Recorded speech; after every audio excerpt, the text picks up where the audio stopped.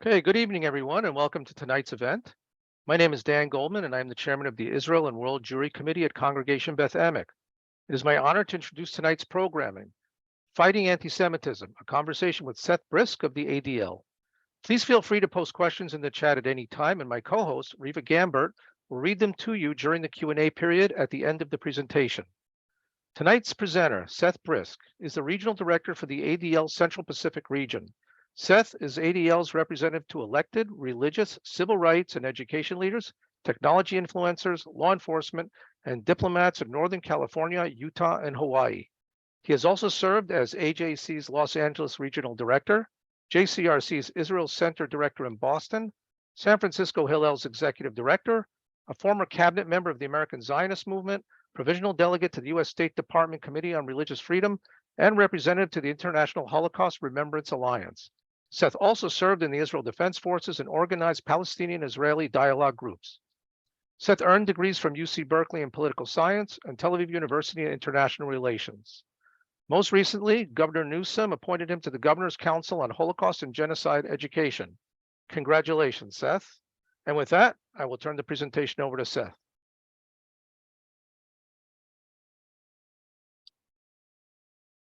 Thank you, Dan.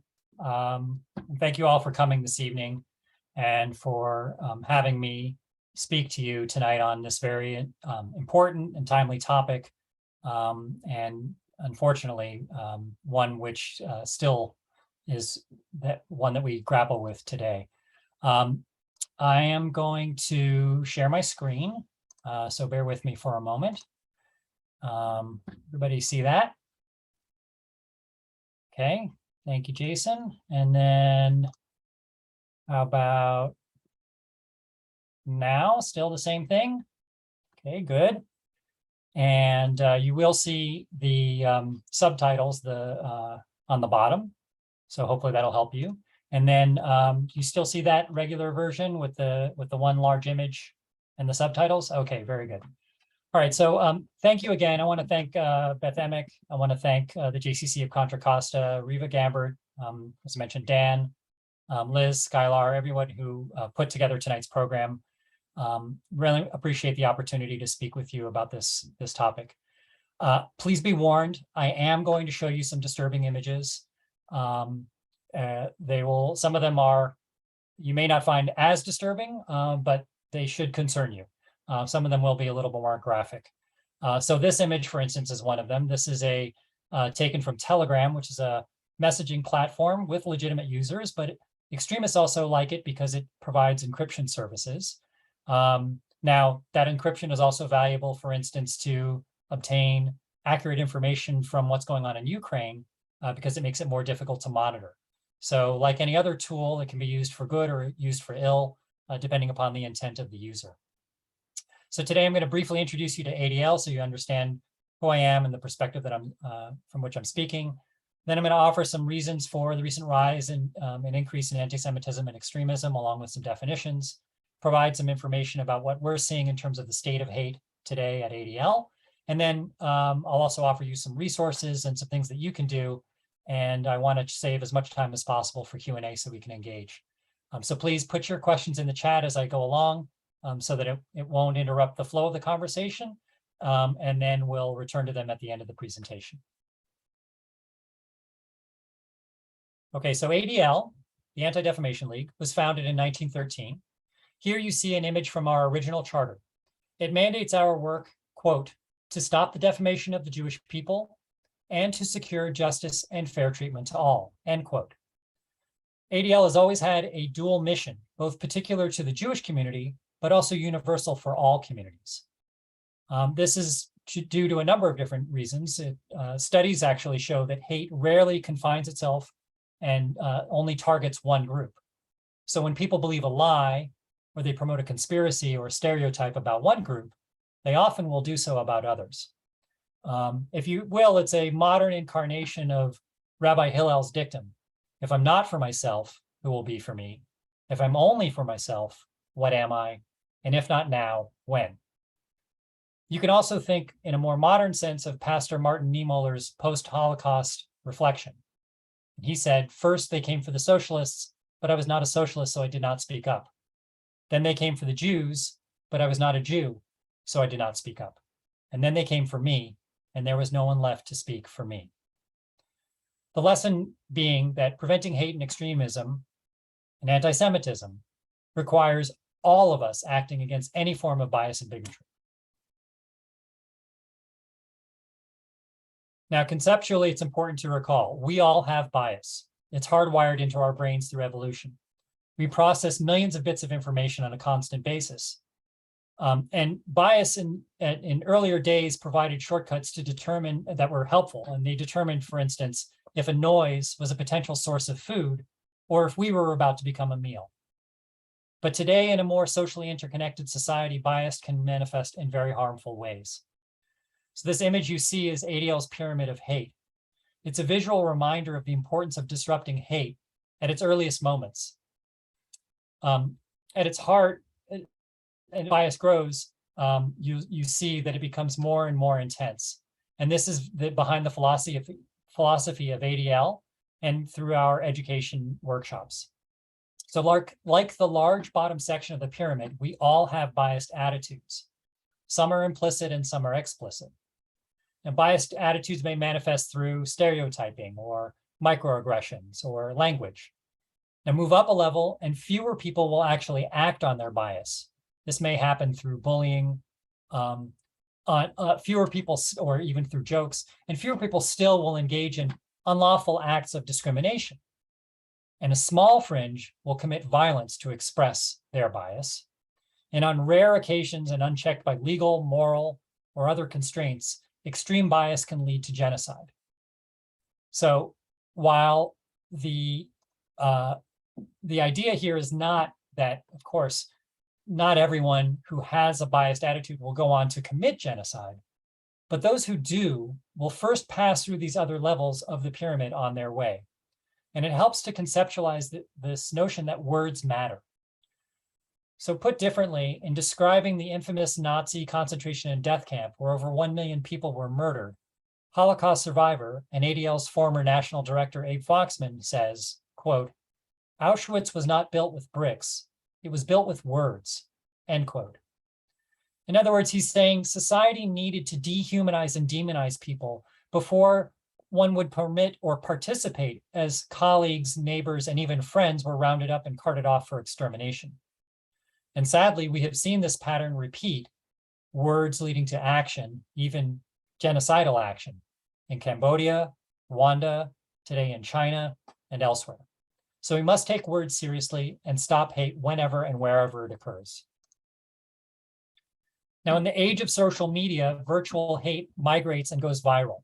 It's one of two main factors for the rise in anti-Semitism, extremism, and hate in recent years, and it's the weaponization of technology.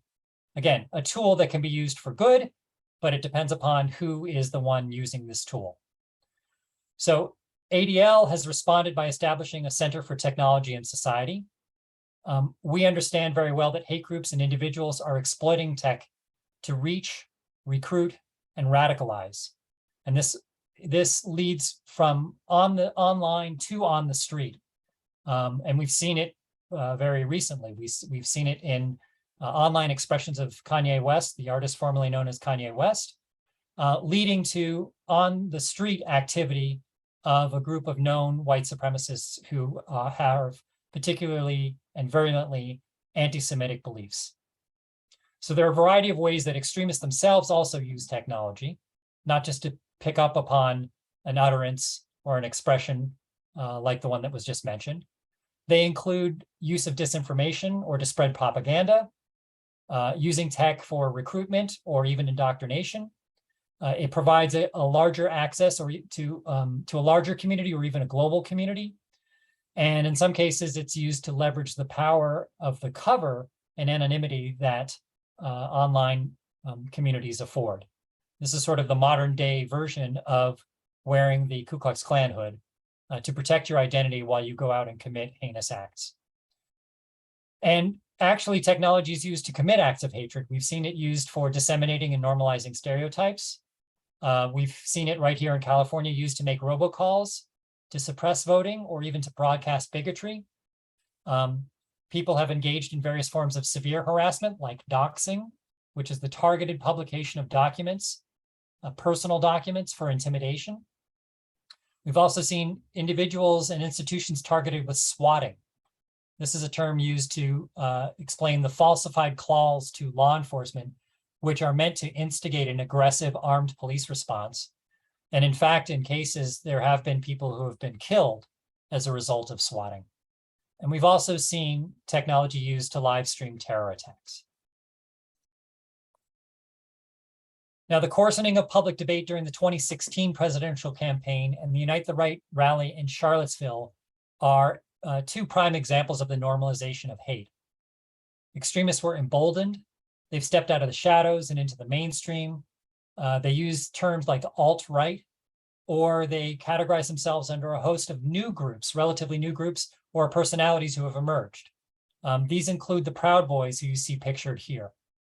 Now, over the last few years, ADL has documented white supremacists engaging in unprecedented outreach efforts on American college campuses, and as well through banner displays on highways, as we just saw last week, and again in response to Kanye West's anti-Semitism, or flyering campaigns in public spaces, as done by the group, the Goyim Defense League, which was founded and still has one of its leaders who lives here in the Bay Area.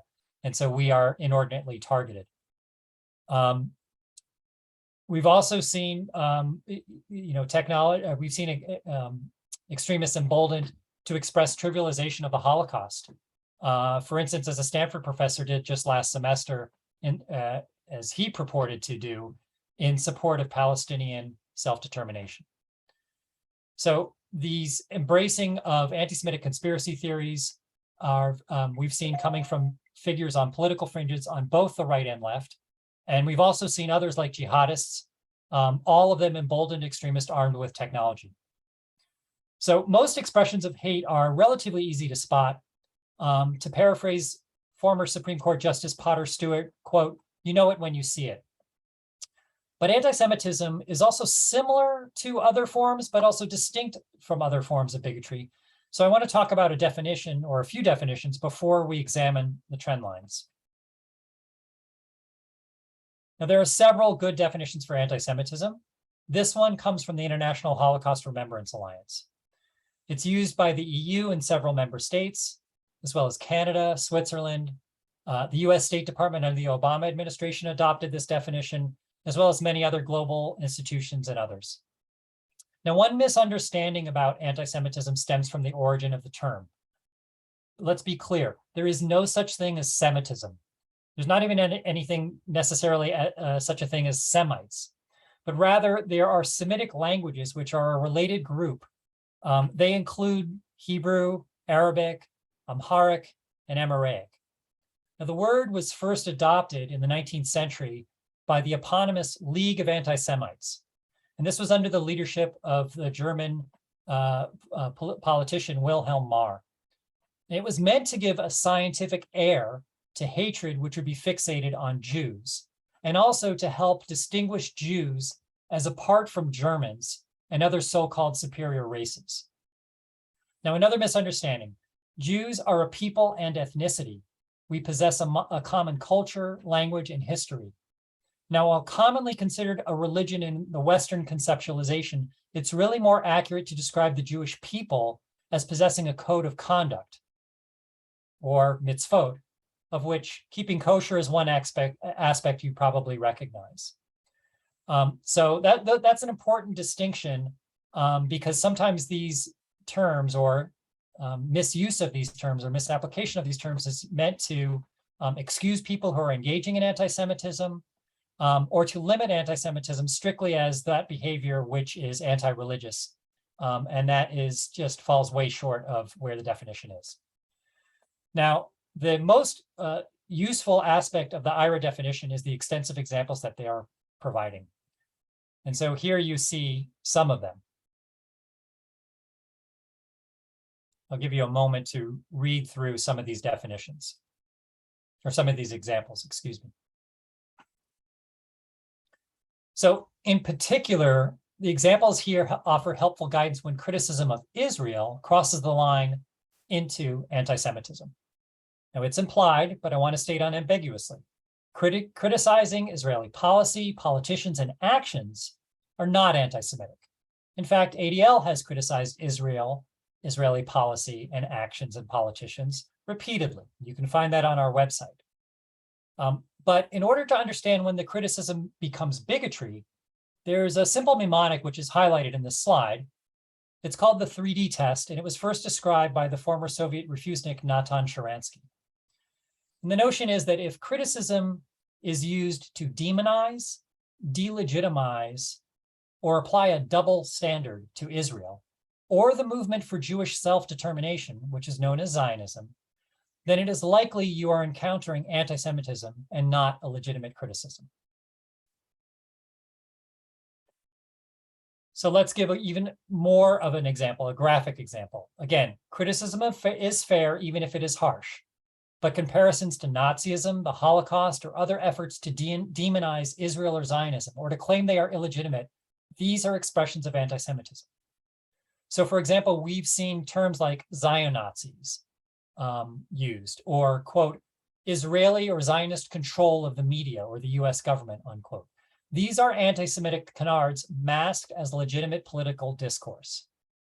One should also be aware of an attempt to deny Jewish rights. So any attempt to deny the right of Israel to exist or the legitimacy of Jewish self-determination, again, under the term Zionism, those attempts are expressions of anti-Semitism, even though it may not be the intent of the person posting or uttering this thing.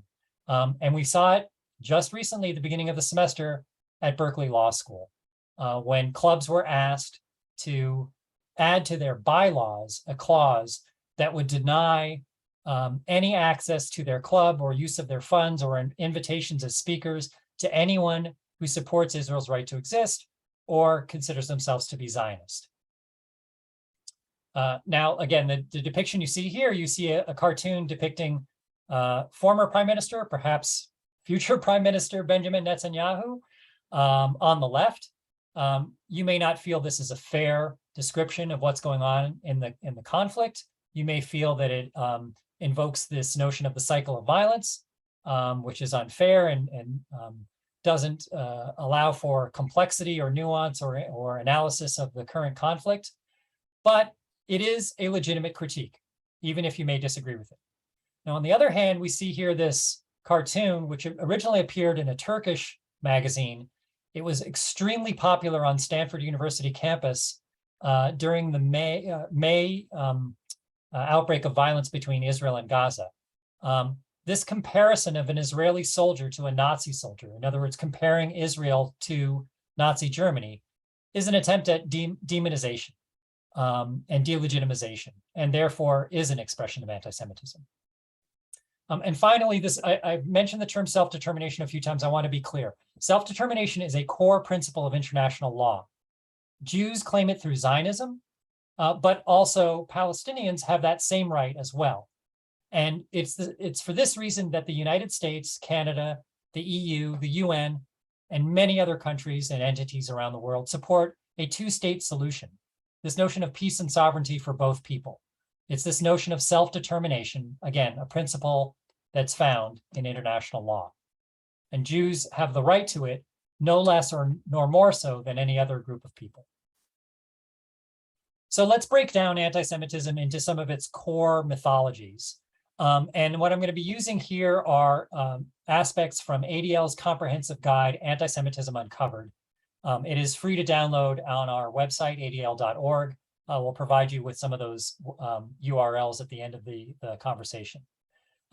We go through 7 of the most common tropes about Jews, and I will describe each myth. You're going to see alongside of it a representation that is both old as well as more recent. And while these are the most common tropes, this is not meant to be an exhaustive guide. We see other ways in which anti-Semitism manifests as well. So the first myth that I want to talk about is the conspiratorial lie about power. It may be expressed by, for instance, blaming Jews for COVID mandates, or even the advent of the pandemic. It's inspired jihadists, like the hostage taker in Colleyville, Texas earlier this year, who thought that a rabbi of a small congregation in Texas had the power to free a convicted terrorist in U.S. federal custody simply because he was proximate to where that person was being held. Or you may have heard from the mass murderer in Buffalo, posted an online manifesto promoting the Great Replacement Theory.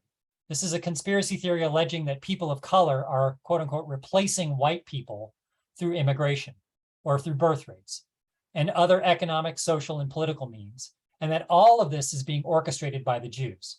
So this is an important concept because for white supremacists, Jews are critical to their worldview, and attacking Jews, hating Jews is centrally important to their broader expressions of racism and bigotry.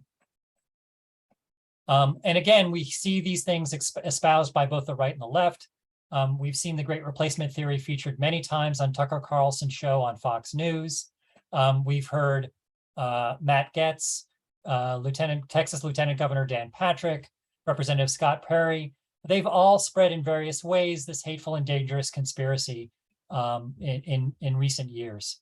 But we've also seen things like the San Francisco director of the Council on American Islamic Relations alleged that, quote, Zionist synagogues, end quote, and the Anti-Defamation League, Hillel, and other mainstream Jewish organizations are, quote unquote, enemies who are part of a conspiracy behind Islamophobia or American police brutality and the US border controls. So again, figures on the right, figures on the left, but uniting behind this mythology. The next myth is disloyalty. Now, today, this is most often expressed as this notion that Jews will choose Israel over their home country. But it's also used as a way to promote so-called Jewish interests. So this happened even before the state of Israel was established, as you can see here in a political cartoon dating back to the Dreyfus Affair around the turn of the 20th century. And of course, predating Israel's existence. But you see also different ways that modern day anti-Semites, here you see a flyer, a meme that was posted online, alleging Jewish disloyalty in various ways. Next, there's the notion of greed. Classically, we see it expressed as Jews as war profiteers. This image on the left is actually taken from World War I, but the allegation has made its way into public discourse in every war since that time, including right up to engagements in Iraq and Afghanistan. But you also see here a meme that was popular on Twitter that was used on French Twitter, that in response to the coronavirus, there were Jews who were placing profits over the lives of, particularly of non-Jews. And so this notion of greed is one that we see repeating throughout history. There's also the charge of deicide, or that Jews were specifically responsible for the killing of Jesus Christ at the time of Christ, but also that Jews were responsible for the killing of Christ and the killing of the Messiah, if you are a believing Christian, not only at the time of Jesus, but up through history and up to the present. Now, this is something that was formally eliminated from most Christian theology by the action of the Second Vatican Council when the Catholic Church in 1964 decided to reform their theology. But today it still has some resonance and holds sway over certain Christian institutions. In fact, there's a very popular podcast that features some mainline Protestant leaders who engage in the accusation of deicide against Jews. We've seen it in Mel Gibson's movie, The Passion of the Christ. And we even see it in some discussions around the boycott, divestment, and sanctions movement regarding mainline Protestant church discussions, as exemplified by this political cartoon. What would happen to Jesus if Jesus were in the Holy Land today? And you can see the image of the Israeli flag doctored and disfigured into dripping with blood. Next, we see the notion of the blood libel. This is a conspiracy theory and rumor that got its start in England in the 12th century and led to mass murder. It also gained resonance in Damascus, Syria in the 19th century, again leading to mass murder. Today, it has led to accusations about Israel and Israelis harvesting organs of Palestinians, particularly the notion is that children are at risk. More broadly, the blood libel taps into a theme about protecting children from predators, which is repeated and utilized by extremists or alluded to in many other forms. So for instance, you can think back to, the 2016 presidential campaign, something that's sometimes referred to as Pizzagate.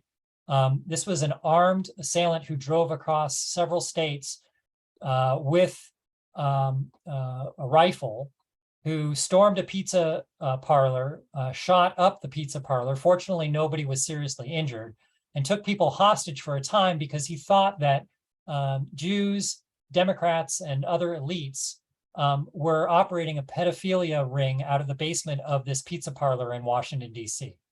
So this notion of motivating people to act on behalf of protecting children is one which carries powerful resonance and can lead to violence. And we've seen it repeated throughout history. Next, one of the most common myths is Holocaust denial or distortion. This can take the form of trivialization, minimization. We've seen it used during COVID protests. It can be promoted as a lie by those who claim it is intended to justify Israel's existence or to excuse the actions of Jews or Israel, or simply just outright denying the Holocaust under the banner of historical revisionism. We've seen that as by this figure pictured here, David Irving, a British so-called historian. But we also saw it promoted in advertisements a couple of years ago on the BART trains by a group that purports to be interested in re-examining history to find the truth.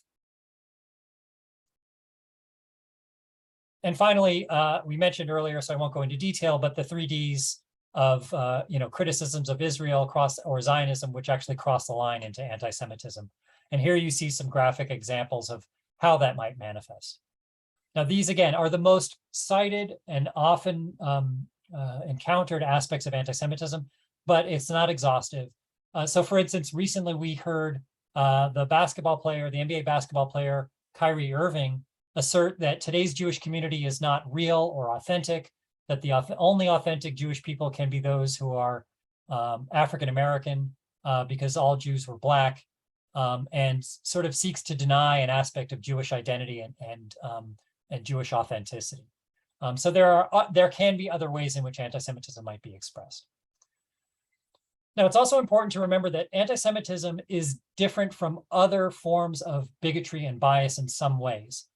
One of them is that anti-Semitism not only punches down, which is typical for most forms of bigotry. It's meant to, in other words, keep people in their place who are otherwise marginalized in society, but it also can punch up, and that has numerous implications. So it means that you can scapegoat Jews as the cause for almost anything, because Jews are that powerful, because Jews are that much integrated into societies. We heard that as an animating force behind the development of the term anti-Semitism, because Jews were part of German society, so Wilhelm Marr wanted to make sure that they were distinguished from the rest of German society. And anti-Semitism then often gets overlooked because if a group is rich or powerful, or at least has members of it who are amply represented among the rich and powerful, then it must be privileged, and how can therefore it be oppressed?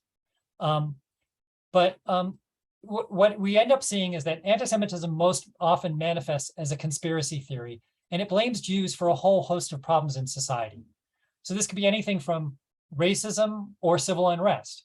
So for example, with Black Lives Matter, you had people on the right blaming Jews for supporting Black Lives Matter, for making Black Lives Matter more effective, and therefore, or for Black Lives Matter resulting in civil unrest.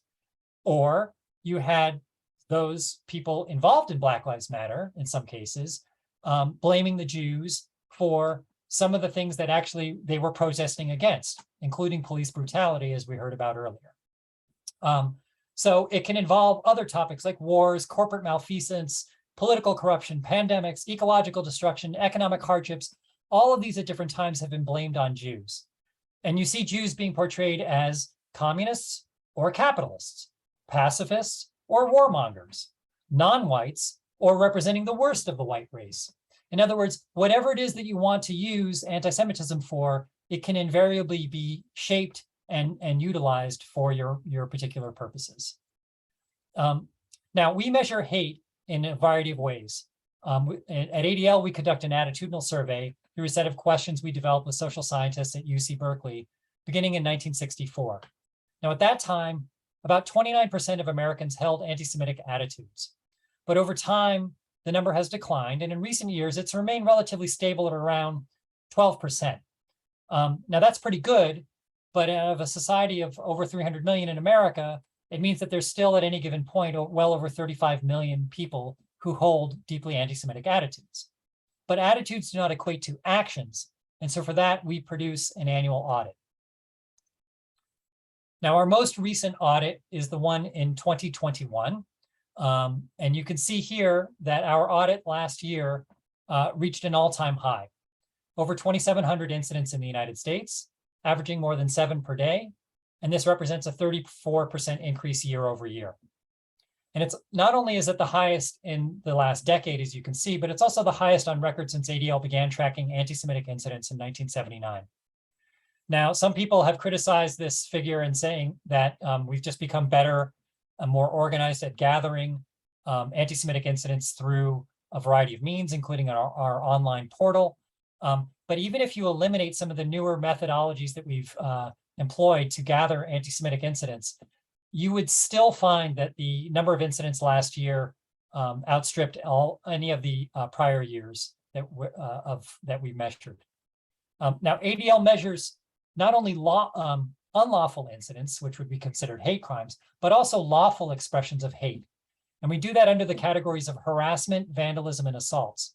So recall, in America, under the First Amendment, there are certain forms of harassment that are protected speech. And so some of the things that you're seeing here and reflected in this audit are legal forms of expressed anti-Semitism. One other caveat, this audit does not account for generalized online hate. So if you see hate that is simply broadcast, but not targeting an individual, we would not count it in the audit.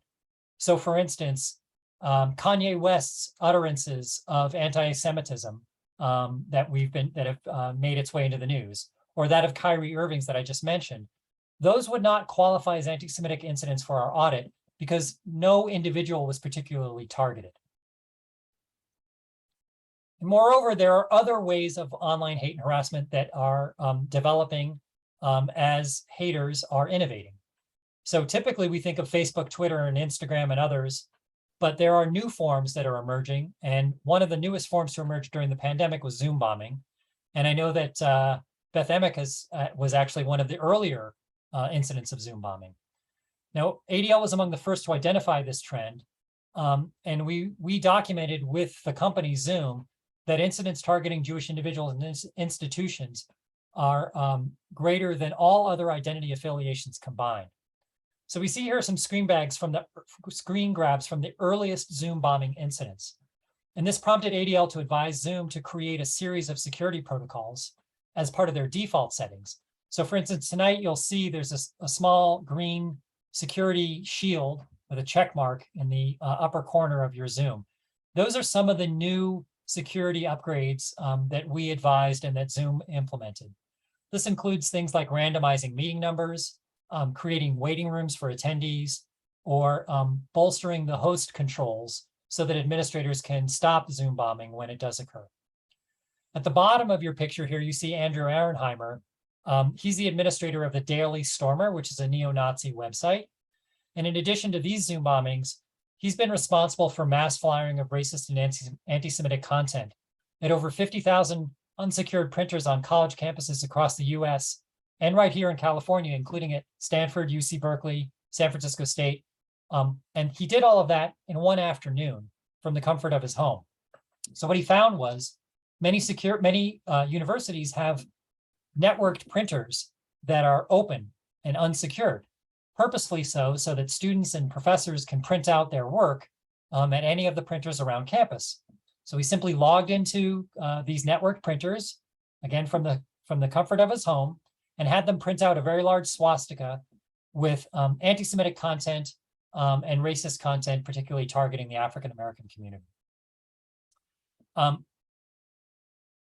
Now, we do see, we've studied and we've taken an annual survey of hate that is expressed on social media, and it's reaffirmed for us that there is a multi-year trend of high levels of online hate and harassment, particularly targeting marginalized groups, as you can see here from this graphic. Now, severe online harassment comprises sexual harassment, stalking, physical threats, swatting, and doxing, and these remain relatively constant year upon year. Only about 15% of those who experienced a physical threat said that the platform deleted the threatening content or blocked the perpetrator who posted the threatening content. Now, this is, again, from a prior year. This is before Elon Musk has purchased Twitter and has talked about some things like eliminating community standards or reducing the staff drastically, including and especially those who monitor content, or replatforming people who have violated and repeatedly violated content violations of the platform. So these are all issues of great concern when somebody comes in and says that they're going to change the rules and allow for freer expression. Free expression is fine. Harassment and hate is something else. Now, we talked about, again, other forms of online hate and harassment. Gaming plays a huge role in American life. According to the Entertainment Software Association, 75% of American households include at least one gamer. And the video industry generates more money annually than the film and music industries combined. But it's also now used as a frequent platform for online hate and harassment. So think back to Ross Farka, who was arrested in Contra Costa County just a few years ago for expressing criminal threats and was convicted under that. He was only found by a gamer who saw him chatting in a room about and bragging about how he had a weapon that he was going to use to commit mass murder against a Jewish institution, and also to murder responding law enforcement who might come to this event. So gaming is an important and emerging way in which hate is both being spread and being broadcast. And again, in many of these circumstances, and in most states, this activity is not necessarily illegal. Now, ADL is proud to have innovated the concept of hate crime, understanding how a single act can affect an entire community. And today, ADL's model statute serves as the basis for law in 46 states in the District of Columbia, as well as on the federal level. The most recent hate crime numbers that we have are from 2020. We expect the 2021 numbers to be released by the FBI this month. You can see here that the FBI report it has over 7,000 hate crimes committed reported for the fourth year in a row. And the total represents, as you can see, the highest in a decade. Now, the increase in reported hate crime comes despite the fact that for the third straight year, the number of law enforcement agencies who are providing data to the FBI has actually declined. The the Hate Crime Statistics Act, which is the federal law that created this reporting regimen, it does not require local law enforcement agencies to report to the FBI. It's a voluntary program. And so every year we experience underreporting of hate crimes for a variety of factors. In some cases, the targets of hate crimes are not interested in reporting. They fear retaliation. They may be intimidated. They may not feel that law enforcement will actually do an adequate job of investigating or pursuing the hate crime. In some cases, people don't report hate crime because they fear their immigration status. There may be language barriers and a number of other factors. So there are some reports that suggest that hate crime in the United States actually is as much as 10 times higher than those figures that you're seeing here. Another consistent aspect of hate crime is that the Jewish community consistently represents the most targeted group among all religious groups. In fact, more targeted than all religious groups combined. And it's usually consistent at around 60%. And you can see that again reflected here in this slide. And using crisis or controversy for propaganda or to spread hate is a very common extremist technique. Well, we've seen it from Charlottesville to Pittsburgh to the US Capitol, and of course, during the course of the COVID pandemic. So you can see here this meme on the left that was spread around the internet, sort of blaming not only Chinese in a graphically bigoted way, but also a graphic bigoted representation of Jews.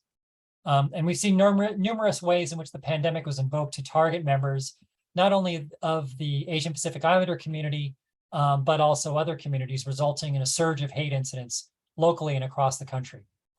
And it's a vehicle, coronavirus has been a vehicle for accusing Asians, Jews, and others of planning the pandemic, being responsible for its spread, or profiting from the response. And here are some examples. Most of these, in fact, all of these are ones that we've seen locally here in the Greater Bay Area. So these are some of the pandemic-linked expressions of bigotry, targeting Jews, immigrants, Muslims, African Americans. This flyer here that was attributed to the CDC, the Centers for Disease Control thought it was so realistic looking that they felt it necessary to debunk its authenticity, which is why they stamped it with the false stamp across the front. But you can see it encourages people to spread coronavirus at a local mosque, a synagogue, and in other places targeting various marginalized communities. And so, you know, there's this notion of what is, if hate is so ubiquitous, if it's on the rise, if there's so much of it going on, what is it that we can do? So I want to offer you a few ideas and a few solutions before we turn it over into Q&A. So ADL, first of all, has numerous free resources accessible via our website. Our website is adl.org. They include the guide that I went through, Antisemitism Uncovered, which can help you educate yourself about various aspects of anti-Semitism or to share with individuals who may need such an education. We also have something called the Hate on Display Hate Symbols Database. This is frequently used by journalists and law enforcement, but individuals as well. You can see the ways that symbols are used or deployed to convey hate using coded language. It may include things like numerology. So for instance, 88 could be somebody's tattoo of their high school football number and an innocuous symbol, but it also could be used to symbolize the 8th letter of the alphabet, H, and therefore 88 is a symbol for HH or Heil Hitler, and a code among white supremacists for who they are and what they do. We also offer assistance for discussing bias and hate with children in an age-appropriate way. We do these through something we call tabletop conversations. This gives families tools to unpack current events, anti-Semitic incidents, even mass murders, as well as along with our Common Core lesson plans and bibliographies we have on a range of topics. And of course, we have our online reporting portal, adl.org/report, where you can report a hate incident even anonymously. It would allow you to upload photos or screenshots. And this is the most efficient way for us to be able to pursue an incident. So we would ask you, even if you think it's not worthwhile, even if you think it's simply something that somebody said and it's protected speech, it is important to report those incidents, not only to ADL, but also to local law enforcement. It may be a harbinger of hate crime. It may also be connected to a hate crime that's occurred elsewhere and could be helpful to law enforcement in their investigations, and certainly for ADL in our reports and documentation. And finally, I'll leave this up for a little while as we start to engage in Q&A. Here are 10 ways that you can engage in confronting anti-Semitism. Particularly, I want to draw your attention to the first item. Not only is there the guide online, whoops, there's a typo there. Apologies for that. But we have an upcoming global summit on anti-Semitism called Never Is Now. And that's on Thursday, November 10th. It's taking place in New York, but you don't have to necessarily travel to New York to participate. Several of the sessions will be live broadcast through the Never Is Now portal, and you can register to receive those live broadcasts through neverisnow.org. Again, neverisnow.org. You can see there the program, the speakers. You can register to find out about the live streaming that will take place and participate even if you can't get to New York on November 10th. Again, some of these other actions here are ones that I've mentioned already, but it's worth looking them up and recording them and sharing them with people who may be experiencing anti-Semitism. And I would just say, you know, we talk about continuing your education. I want to thank you all again for coming tonight, because you've taken a great first step in keeping yourself up to date, reminding yourself about various aspects of anti-Semitism, and being one who can also share with others what is anti-Semitism, or where can they go to learn more about anti-Semitism or report it if they encounter it. So I want to say thank you. Just do this one last slide, which is, now this is in Korean. It says kamsamnida. And I left it up there. That's not a typo, because I was recently speaking with a group of Korean online influencers, social media influencers. And it's just a friendly reminder that when it comes to anti-Semitism, just like with other forms of bias and bigotry, we want to speak up on behalf of those people who are targeted. It's also important to reach out to others when we are targeted and ask them for their help in pushing back against anti-Semitism. So thank you very much. I'll stop the share. Or actually, no, I'll go back and I'll leave up these some of these other ways, and I'll turn it over to Dan or to Riva for Q&A. Thank you so much, Seth. It's very insightful. And this is being recorded, and it will be placed on under1tent.org in a day or two. So check it out on Thursday for yourself, so you can go over certainly very important ways to counter anti-Semitism and to share this presentation with your friends. So again, under1tent.org, it'll be there under recorded events. One question is about ethnic studies. And a lot of people have read about it in the news. One question talks about Contra Costa school districts adopting the ethnic studies curriculum.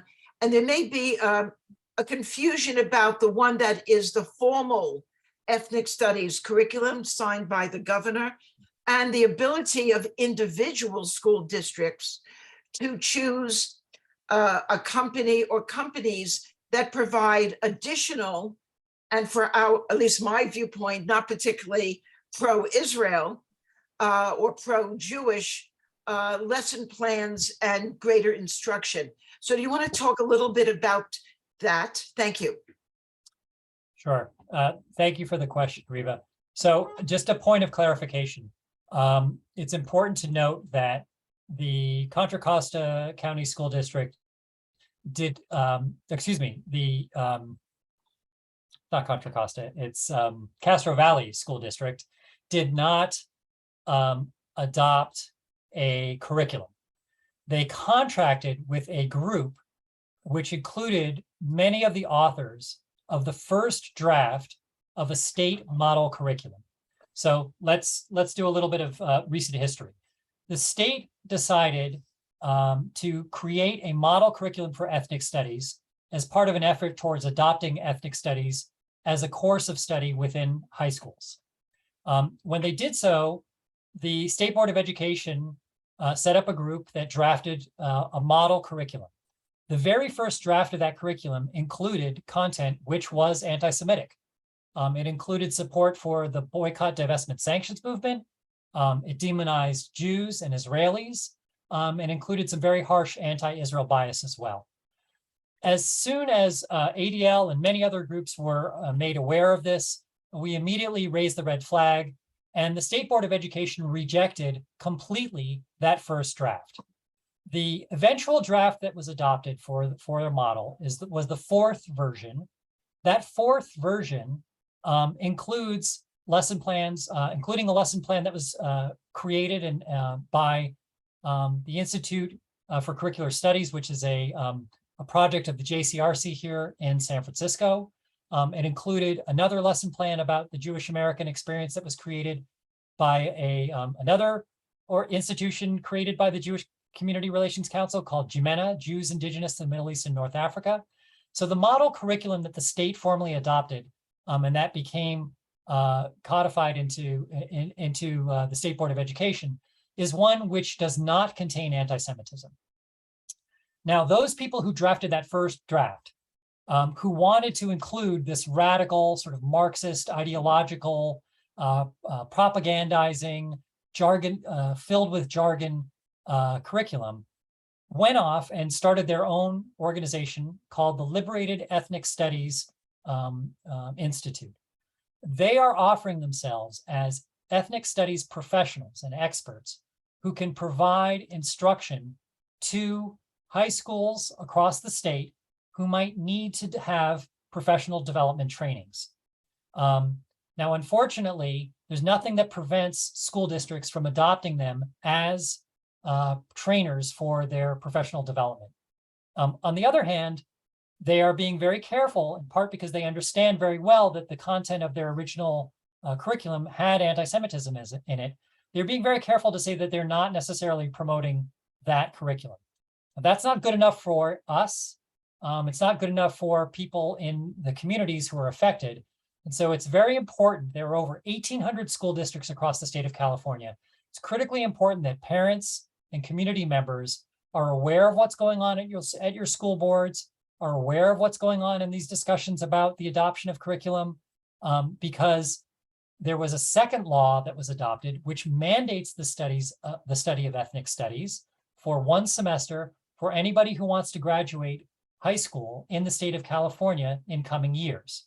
And so it's very important that we know that those classes are not using that old content. The law doesn't restrict the use of the model curriculum that was developed by the state. So there is that opportunity for people to introduce some of these biased lessons. However, the law does repeat something which is in effect in the State Education Code, Section 220, which prevents bias and discrimination on the basis of ethnicity, religion, national origin, among a host of other categories. So should these lessons be introduced in the classroom, they would be a violation of state law and a violation of the State Education Code. But again, that requires people to be aware of what's being taught in the classroom, to stand up and speak out if they see that this potentially is going to be introduced, and certainly and tragically, if it is already introduced, to make sure that it's reported, not only to the ADL, but to the local school district, so that they understand what's going on. That was not the intent of the lawmakers when they adopted the mandatory teaching of ethnic studies. It's explicit in the law.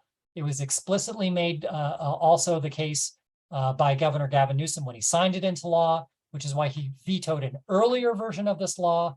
And so that's a very important point and a very, very important line of distinction to draw. I just want to do one small follow-up.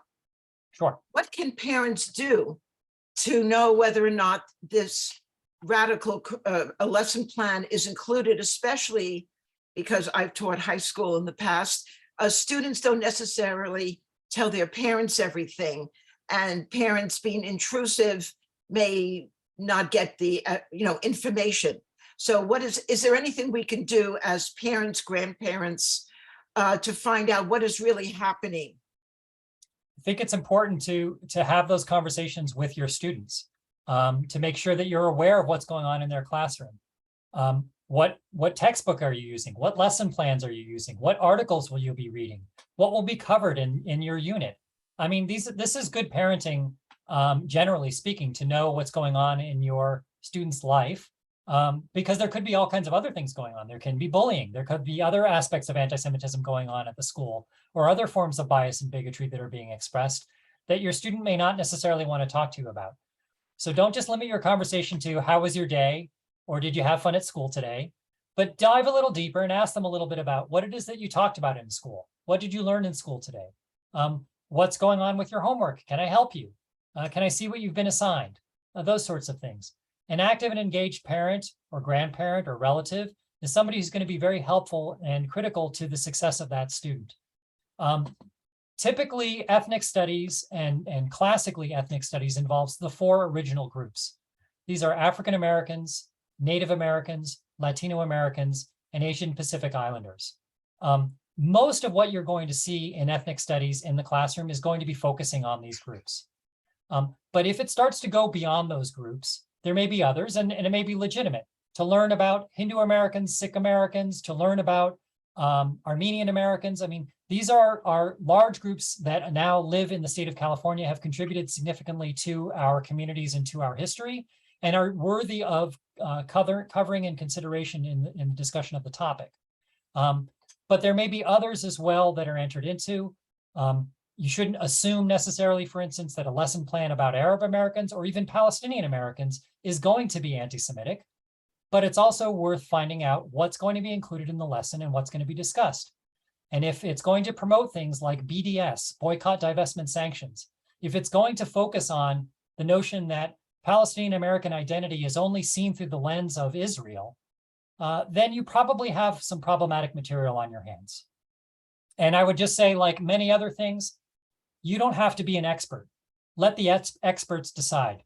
If it comes to an incident, go to law enforcement. If it comes to something like this, go to an organization like ADL, the JCRC, or others who have educators who can evaluate the content themselves. Thank you.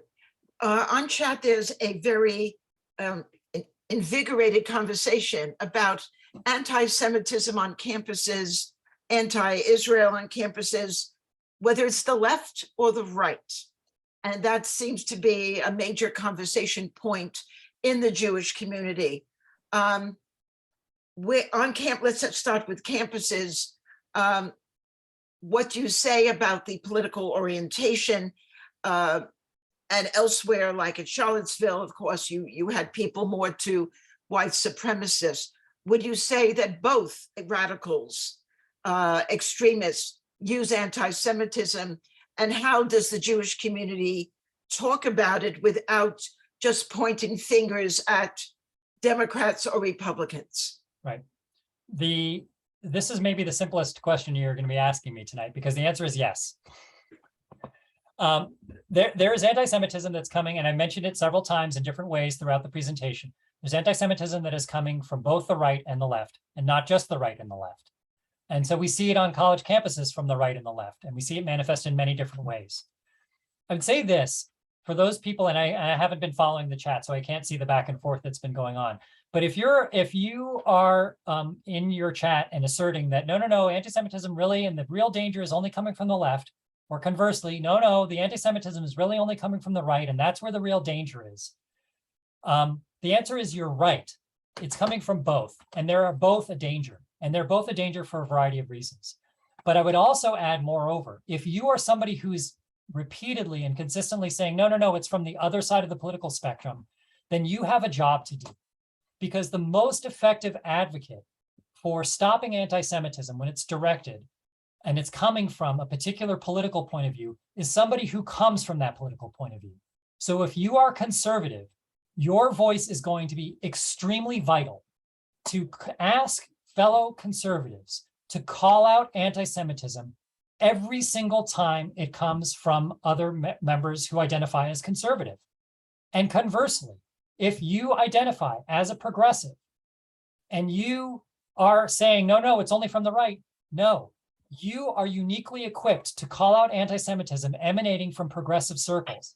Because in our highly politicized, highly partisan, divided society today, people don't listen to others from the other side of the political spectrum. They think it's simply used as a smear tactic, and they tune out whenever they hear it, regardless of how rational or fact-based or in whatever you might be able to produce in black and white. So it is critical that if you're conservative, you speak to other conservatives. If you're progressive, you speak to other progressives, and you point out to them that as a progressive or as a conservative, this is a betrayal of our ideology. This is hatred. It is hatred against my community, and it needs to stop. Thank you. You've mentioned, and a lot of people mentioned in talking about anti-Semitism, anti-Israel, BDS. You may just want to briefly go over what BDS is, but also some people will say yes, certain companies, maybe Ben and Jerry, Ben and Jerry or some others will support it, or some college groups, not the university, but a group within a college landscape will, but that it doesn't really matter because it's not actualized. What is BDS? And second of all, why does it matter that a group or celebrities or whatever, there's some musicians who support it, I think, well, I don't remember if maybe Rogers something or other. Why is it important that it doesn't expand on the political landscape? Sure. So BDS stands for boycott, divestment, sanctions. Now, these are nonviolent tools that have been used throughout history to strike back against, in an economic and in sort of in an intellectual way, against regimes that were illegitimate. So think about boycotts against Nazi Germany. Think about sanctions against apartheid-era South Africa. And think about divestment against those as well. This tool is now being applied against the state of Israel. The notion behind it is that for those who are organizing,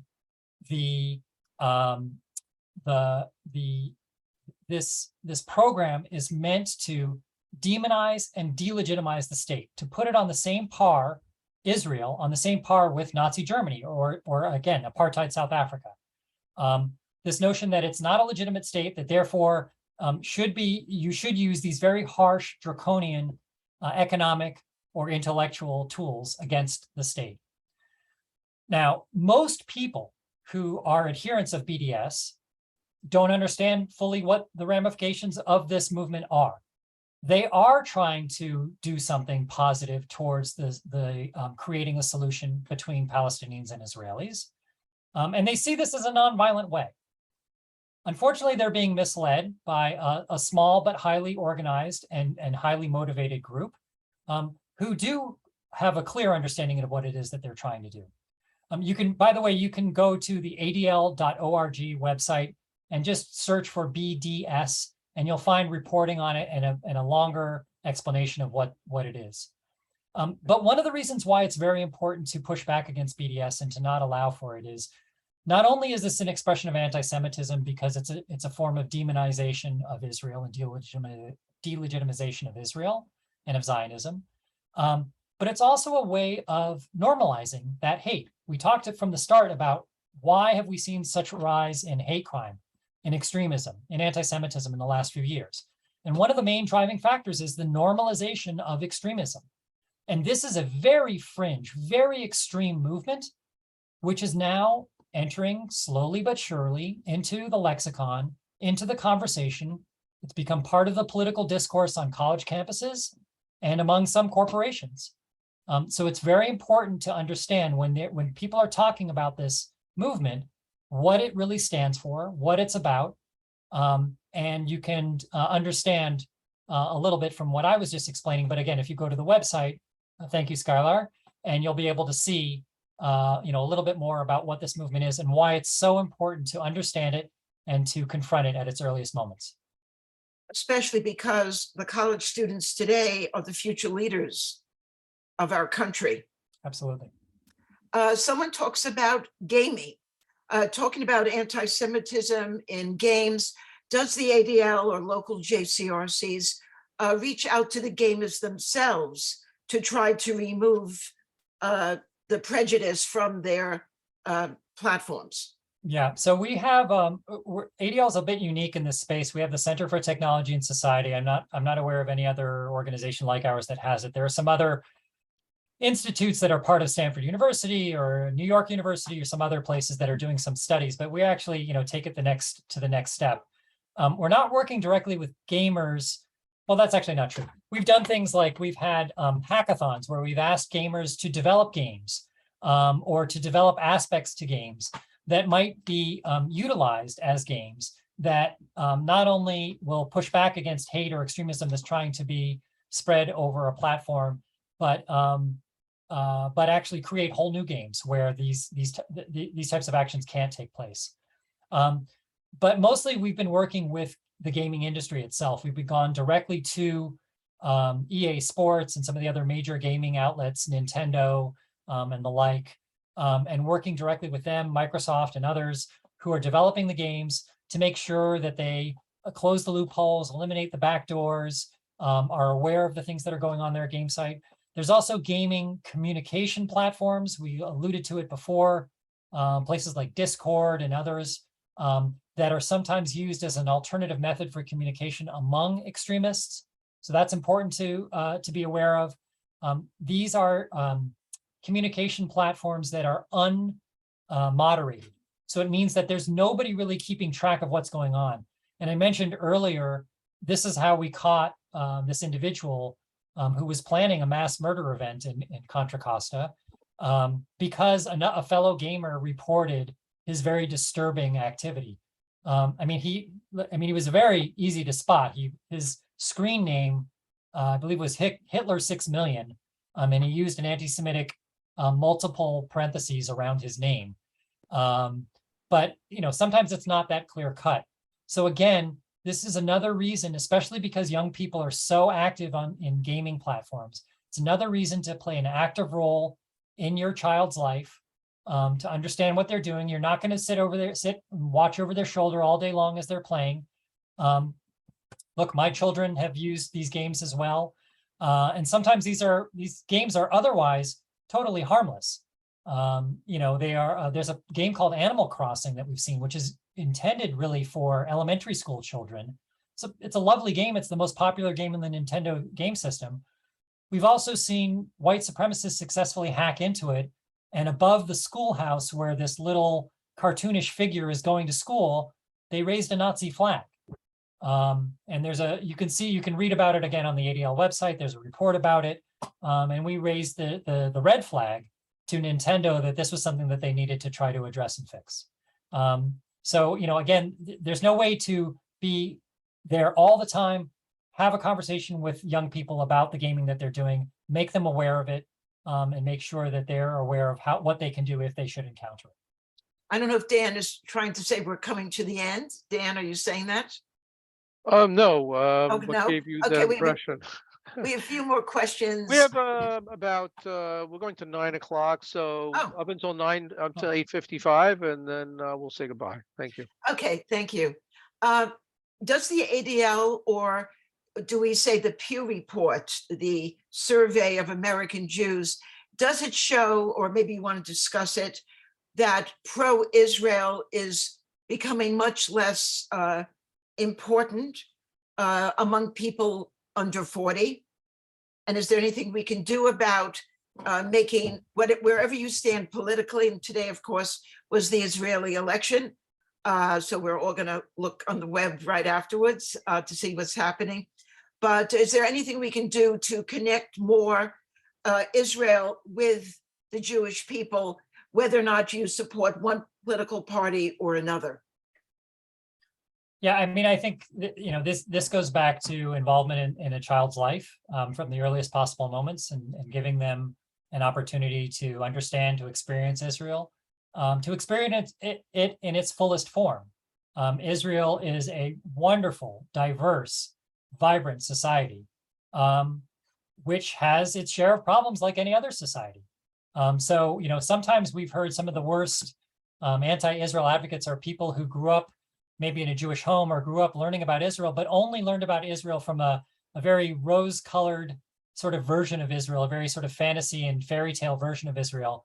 And when they encounter aspects of Israel not necessarily being a perfect society, which of course it is not, they become very disillusioned, and in some cases can react to an extreme. So I think that's important. I would also say that, again, if you go to the ADL website, there is information there for students, should they encounter anti-Semitism, should they encounter anti-Israel activity on their campus, that they can be prepared for how to build coalitions, how to leverage their abilities on campus, to make the most of all of the tools at their disposal, to be aware that virtually every college campus in America has a Hillel, which is a great place to start. But there are also Jewish studies programs. There are places like UC Berkeley, which are lucky to have the Diller Institute for Israel and Jewish Law and Society. So there are a number of different tools that students have. If you go to the ADL website and you search for the term think, plan, act, you'll find a comprehensive guide which talks about a number of these different things, and also includes some pro-Israel advocacy that can be helpful should a student encounter extreme anti-Israel bias on their campus. Another question, I'm going to expand it a bit. And wait, I would be remiss. Earlier in my career, and I think they mentioned it, I was part of the team that was very proudly helped to plan, devise, plan, and implement Birthright Israel. So I would say, particularly if you have somebody who's young, who has some Jewish parentage or grandparentage in their background, they've never been to Israel in an organized trip, that's a free opportunity for them to go to Israel, to experience Israel themselves for 10 days. It's a wonderful opportunity to see Israel in all of its glory, in for the good, for the bad, and everything in between. And I think that's the best way for people to understand Israel, is to go and see it for themselves. And there are also a lot of gap programs. If a student doesn't want to go directly from high school, maybe you're accepted, but you wait a year and you could spend a semester or both semesters experiencing Israel through a variety of programs. We're coming up with what is called the December dilemma, which is maybe, and I'm not sure, my kids are out of the house and grown quite a bit, but it used to be there's 10 Christmas carols being sung and the dreidel song or something along those lines, or Santa Claus being brought into kindergarten.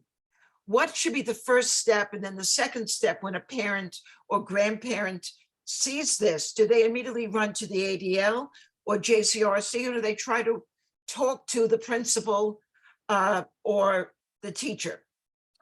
So I would suggest first and foremost talking to the principal or to the teacher, and don't necessarily fall back on the law, because in some cases the law actually won't be helpful. So for instance, I would disagree, but the Supreme Court has ruled that Santa Claus is not a religious figure. And so therefore, the appearance of Santa Claus in schools is not religious coercion in any way, and does not violate the First Amendment. And so a program that even exclusively features Santa Claus is not one that the school necessarily has to eliminate or stop. So you don't necessarily want to go to the school and say, you're violating the law, because that may not necessarily be the case. But instead, a much better argument would be to say, look, this school succeeds because we are a community that comes together to learn and to learn from one another. And important and critical in that value is the notion that we all feel welcome, that we all feel like we're a part of this space, and that we all can contribute and we all can learn from one another. So in order to maintain this space as a warm and welcoming place, I'd ask you to consider that not every student believes in Santa Claus, or every family does. And that doesn't necessarily have to be balanced out. It's not necessarily a request for, well, have a Christmas tree, but then also have a Chanukiah. You may have students who aren't Christian or Jewish. You may, in fact, many communities and many schools around the Bay Area, Christian and Jewish students are both in the minority. Certainly there's a plurality of other religious or other beliefs. And that's another, again, source of potential strength, is to go to other parents from other backgrounds and other traditions who may also be feeling similarly marginalized by the practice. Certainly ADL can be helpful. December Dilemma is something that we have, again, extensive resources on our website. Again, adl.org, use the search function, look up December Dilemma, and you'll find more information there. A question, what we have already talked about the law school, the few groups out of many law school groups at UC Berkeley that supported BDS, but what is being done by the Institute, the Diller Institute or Hillel, to try to educate the other groups and even the groups that voted in the more radical way? Can you share anything? Yeah, there's a lot of effort that's going on. I think in many regards, it's almost ironic. UC Berkeley is almost the model of a response of what we would hope for when it comes to these types of issues. Now, why do I say that? Because you have very strong indicators of Jewish life on the campus. You have a very strong and vibrant Hillel. You have a very strong and vibrant institute that we've mentioned a few times, that is the envy of many other universities. This is an institute which is housed in the law school, but actually provides courses, scholars in residence, guest lectures, and programs that are available across the campus. So you have members of Knesset, you have Israeli jurists, you have Israeli professors, authors who are regularly appearing, not just in the law school, not just in Middle East studies classes, not just in religious studies classes, but across all numbers of different topics and subjects on the campus. Moreover, we have in Dean Chemerinsky, somebody who said very plainly, if you're going to institute this boycott, you have to boycott me. Because while I don't agree with everything that Israel does, I support Israel's right to exist and I'm a Zionist. You also have in the Chancellor Carol Christ, someone who has made statements in the past and has mentioned that BDS is something that she regards as anathema to what the college campus should look like and to a course of study. Moreover, we've been successful in getting the UC system to adopt a statement of tolerance and a statement of principles, which talks about how anti-Semitism is not okay on the campuses, is not something that's welcome. And in fact, you had the chair of the UC Regents issue a statement, again, in light of this decision of these few law student groups, to reinforce the notion that anti-Semitism is not okay on UC campuses. Now, having said all of that, Erwin Chemerinsky, the dean of UC of Berkeley Law, is possibly the most highly regarded expert on First Amendment in the United States. It is his judgment. He's not. There are some that oppose him, but it is his judgment that what these groups have done, while it is an expression of anti-Semitism, is also protected speech, and they are allowed to engage in it. We are looking at it very closely. We're having some legal scholars study it to see if there are ways in which we might address it. I would say it is, I understand the motivation. I share the anger and the frustration, but I would say it is very unhelpful to have people like the group that has had this truck that's driven around campus projecting images of Hitler, or naming the names of the leaders of various student groups who have adopted these bylaws. That's a very unhelpful exercise for a variety of reasons. First and foremost, we don't want to be engaging in the kinds of tactics that the other side is. Second of all, many of the students didn't understand the messaging behind this truck and this movement. They saw an image of Hitler being projected and they thought that these were anti-Semites who were trying to intimidate them on their own campus. Also, the student groups that supported this action engaged in a discussion. Many students within these groups and many students who are claimed to be represented by these groups reject BDS. So we don't know, for instance, if the student leaders of any of these groups necessarily supported this action at all. And we certainly know that not every woman who's a member of the law school, not every transgender student, not every LGBTQ student is supportive of this action. And in fact, there were some very hotly debated discussions that took place as these groups were considering the resolution. And most of all, it's important to remember that well over 90% of those groups rejected this call that was put out to all of these groups. Now, having said that, one group is one group too many. And it is absolutely the case that there are students now at UC Berkeley who are Jewish or Zionist or Israeli and are feeling marginalized and unwelcome on their own campus. And that's just unacceptable. Thank you. There's still questions about ethnic studies. I think we have time for one more, by the way, okay? Okay. How does a parent know, or how can parents or friends of the Jewish community stop the liberated ethnic studies, the radical one, from being adopted? Do we look on the web for the school district? Do we call up the superintendent? Because someone writes, well, you could find out if the curriculum is adopted by going to the district office, but that's too late. How do we prevent this from happening with our united voice? So I think there are a number of different ways. Again, I would pay attention to what's going on in school districts, particularly if you have children in school. If you do have children in school, then you're going to be a constituent that's has a greater voice and a greater say in what's going on. If you're a voter, that many of the school boards are elected positions, they're going to be concerned about what their constituents are saying and thinking. So in either case, you have an opportunity to be able to speak out, simply ask a question. Ethnic studies is going to be taught in the high school. What are you proposing that you're going to be teaching? Who is going to be training the teachers for this? Where are you going to be deriving your curriculum from? So these types of questions, they're just simple open-ended questions. It puts the school board and the school district on notice that there are people who are concerned about this.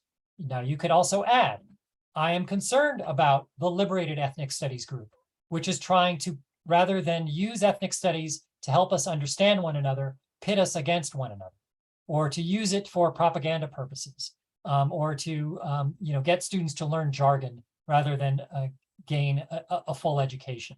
I mean, there are a number of those types of tactics that you can use. The other thing that's really important to remember is Liberated Ethnic Studies is trying to claim that their very fringe, very radical view of what ethnic studies is the authentic ethnic studies, and it is not. So it's important that you clarify that you're not calling to oppose ethnic studies, because this might send up a red flag for somebody on a school board saying, oh, you're not interested in learning about African Americans or Latino Americans, and that's not the case.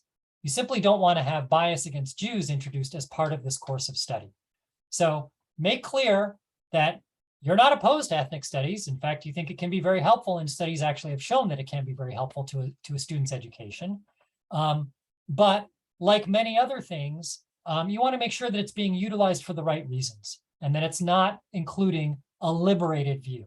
So again, liberated ethnic studies does not equate with ethnic studies, just as you wouldn't expect if we were going to teach, oh, I don't know, European history, that the Soviet Union and the Warsaw Pact states were the only accurate and historically correct version of implementing politics, or that Marxism is the only legitimate political point of view. We wouldn't dream of teaching students that. We also shouldn't dream of teaching them this very radicalized, marginalized version of ethnic studies in place of actually learning about various communities that contributed significantly to our state and to our country. Since we don't have any more questions, I do want to congratulate you again for being named to be the Governor's Council on Holocaust and Genocide Education. We'll have you back to talk about that in the future. And now, Dan Goldman, take it away. Thank you, Seth. Thank you, Reva.